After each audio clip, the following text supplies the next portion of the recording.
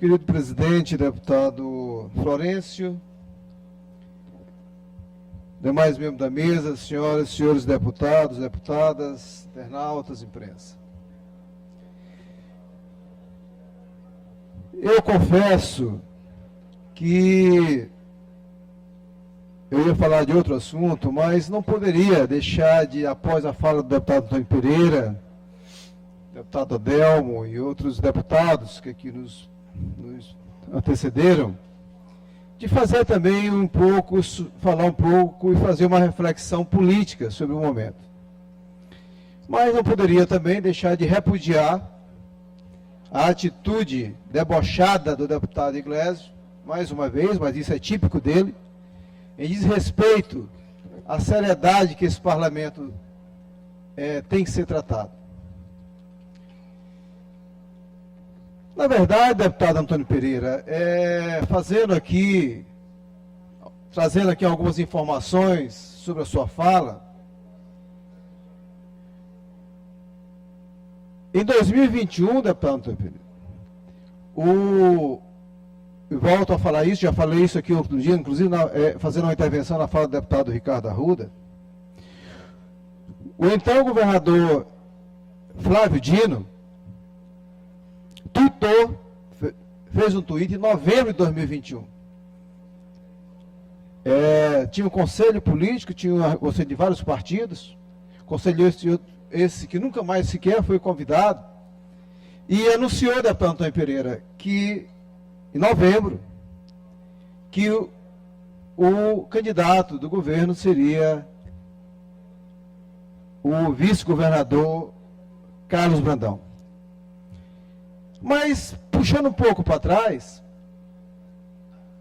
o vice-governador Carlos Brandão já recebia prefeito, já despachava, tinha a estrutura do Estado para percorrer, do governo para percorrer o Estado todo. E, de fato,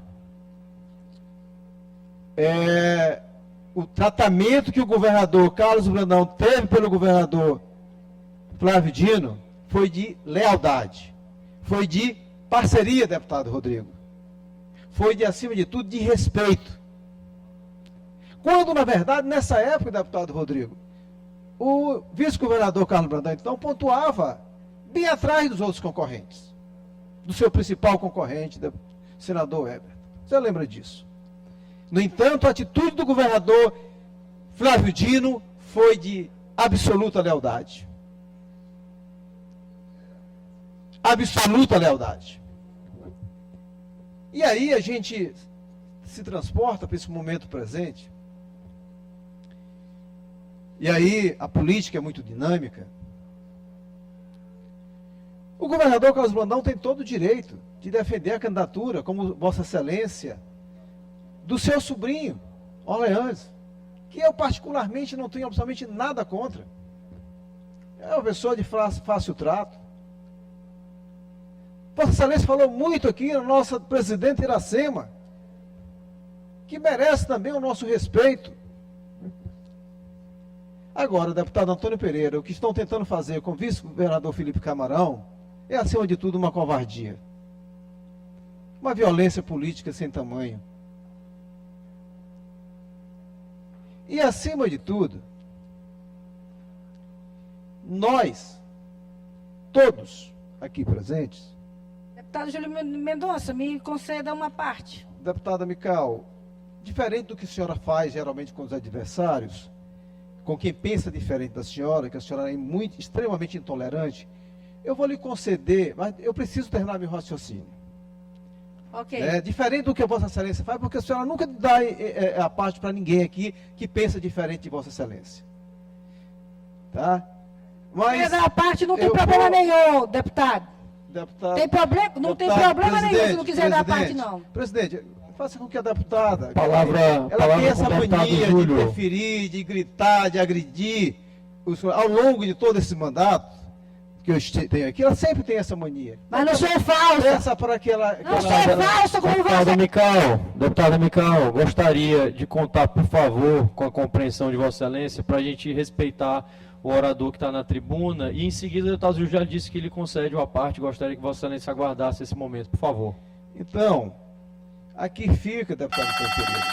Aqui fica, deputado Antônio Pereira. Deputado Rodrigo, posso continuar? Obrigado. Aqui fica, Incorporar o tempo do deputado Júlio, os 4 minutos concedidos ao deputado Rodrigo aqui Lara. fica, deputado Antônio Pereira, essa correção na sua fala para fazer justiça à história política desse Estado. De fato, tem a preferência por um nome A, B, C, o governador tem todo o direito. O governador, inclusive, tem acertado em vários pontos, deputado. Tem errado em muitos também. Muitos. Principalmente permitir essa violência política contra o vice-governador, Felipe Camarão, que nunca lhe fez nada, sempre tratou com lealdade. Então, o deputado Adelmo também aqui veio à tribuna anteriormente e colocou que o PCdoB pudesse sair do governo, pudesse ter uma atitude de coerência. Esses deputados aqui, o deputado Rodrigo Lara, os outros deputados, nós temos um compromisso com quem nos elegeu. E, de fato, o diálogo é um processo que nós cultivamos e achamos como importante. Inclusive, escutando e respeitando o contraditório. Agora, deputado, quem está sofrendo, né, todos os percalços, com atraso de emenda, a forma de realmente tratar quem ajudou a eleger o governador Carlos Brandão, não somos nós que estamos sendo incoerentes. Pelo contrário.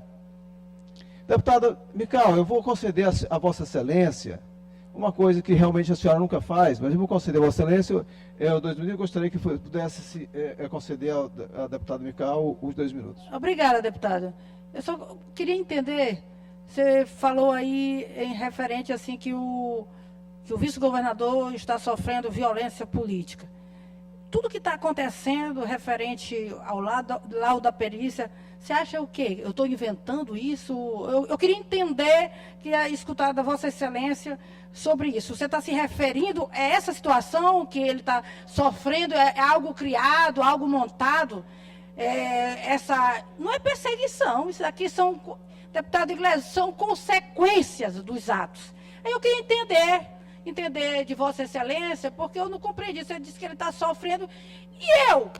Se coloque em meu lugar, deputado Júlio Mendonça, se fosse uma filha sua, se fosse sua mãe, que eu conheço sua mãe, conheço sua tia, são pessoas, gente, se ele tivesse atacado a honra da sua mãe, da sua filha, ou de quem quiser que fosse da sua família, se coloque no meu lugar, deputado. Não seja conveniente, por exemplo, não defenda só quem o senhor acha que é conveniente. Vamos fazer justiça. Ele atacou a minha honra. A minha honra. Então, eu gostaria de que o senhor explicasse em que sentido que você está colocando aí. Eu só queria para esclarecer aqui para os colegas deputados. Deputada Mical, quando eu me refiro à violência política que o vice-governador Felipe Camarão está sofrendo, ele não é uma violência política que se instalou agora.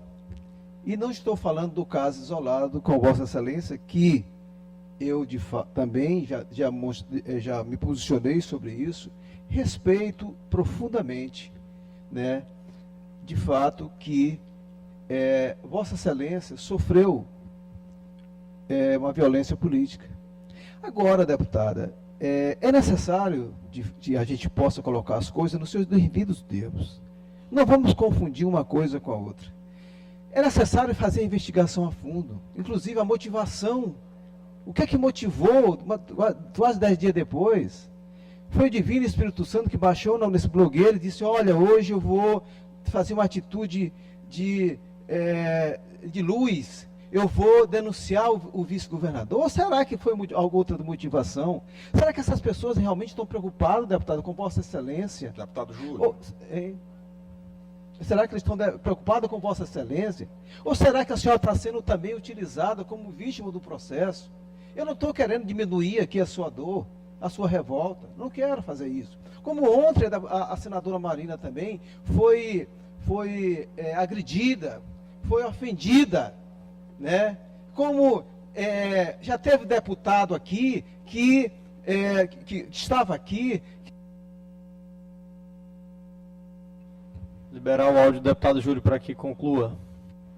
Com vídeos agredindo a sua esposa, e Vossa Excelência veio aqui do direito de você como deputada, tá certo? Então, eu não quero diminuir a sua dor e a sua revolta. Agora, não podemos fazer com que esse circo de horrores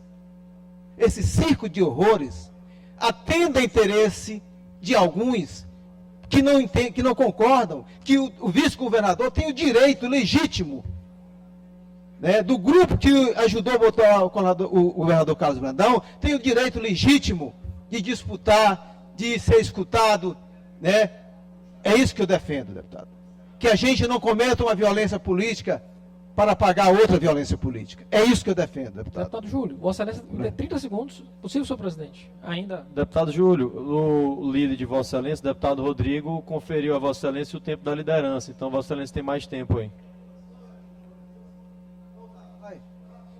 Eu vou ceder rapidamente para o deputado Lula, só 30 segundos para o deputado Lula, aí eu concluo. 30 segundos.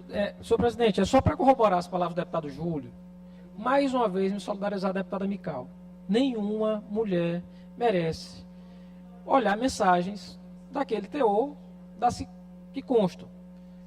Ponto. Agora vamos ter cuidado, porque veja só, a gente está diante de uma investigação. Investigação que inclusive vai apontar que crime ali aconteceu. A gente ainda está na fase de saber o que de fato aconteceu. Não dá para pressupor que tudo é verdade. E digo mais, há algumas esquisitices por aí. Primeiro, o inquérito. Tanto a deputada Mical quanto a pessoa que cometeu o crime, eles têm foro prerrogativa. Isso está sendo observado no inquérito? Porque o inquérito, num caso ou no outro, ou seria no tribunal, ou seria no STJ, onde teria de tramitar. Isso está sendo observado. Outra coisa, esquisitíssima. Por que o inquérito tramita na Superintendência do Interior? O crime não teria acontecido na capital? Outra, como é que se sabe do inquérito que, diante de tudo que aconteceu, para não revitimizar, inclusive, a deputada Mical, o tempo inteiro, porque toda vez que sai aquelas mensagens, ela está sendo revitimizada mais uma vez, e aí, de repente, o laudo está por aí, rodando, circulando na internet e tudo que é blog. É esquisito. Eu de fato, sim, acredito que agora esses fatos devem ser apurados e investigados. Agora, respeitando as formas, respeitando o devido processo legal, que me parece que tudo, menos isso, está sendo observado nesse momento. Só isso, deputado Júlio. Concluindo, deputado, obrigado, deputado Carlos Lula, peço que incorpore a parte do deputado Carlos Lula na minha fala. Mas para concluir, eu quero colocar, para fechar minha fala, a seguinte questão. O fato de nós estarmos debatendo as estradas, as escolas, o que acima de tudo, debater o que é prioridade para esse Estado. E isso é um direito que nós temos e um dever que nós temos com a população do Maranhão. E assim continuaremos fazendo.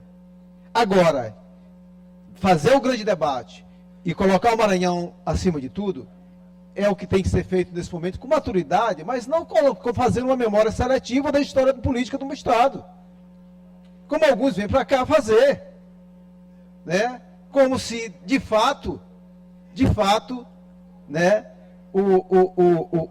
as pessoas que estavam em torno do governador Carlos Brandão fossem ungidas, né? E as pessoas que estão pensando diferente, com base numa lógica do grupo que colocou o governador Carlos Brandão aqui, né, sejam pautadas como pessoas irresponsáveis, que não querem o bem do Maranhão e querem ser eliminadas, porque o que algumas pessoas da direita aqui não é querer que a gente não se eleja. Não, nós temos que ser eliminados. Essa é uma coisa que nós não vamos aceitar. Tá? Obrigado, senhor presidente.